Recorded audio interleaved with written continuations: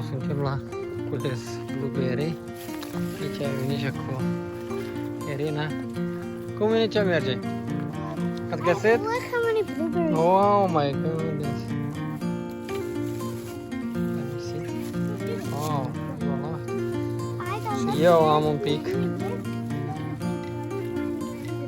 Mama, tu ai ceva acolo?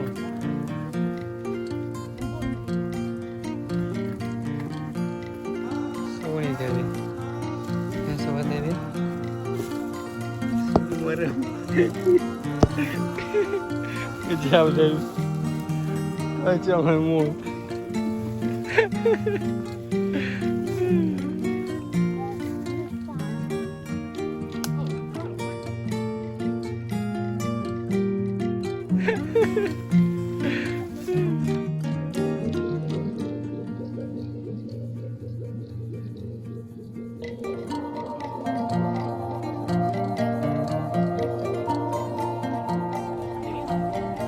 Mergem acasă, deja am cules o găleată de blueberry.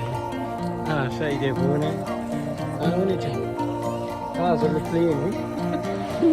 Deja și le-am mâncat. Am făcut deja și smoothie. Blueberry lemonade. Îți place? Yes. Bravo. David, poți să-ți iei? Bine? De la mână. Hai, că fugă la deal. Mergem la deal. Aici e un pic de delășor. Să ne ridicăm la deal. În spate, în stânga mea, acolo a fost blueberry, cum se vede. În partea aceea în sus mai au încă 3 parcele mari. E foarte fain, dar trebuie să venim mai devreme. Da, trebuie la prima culesătură sau a doua.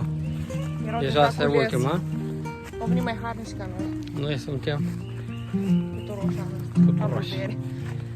Yep.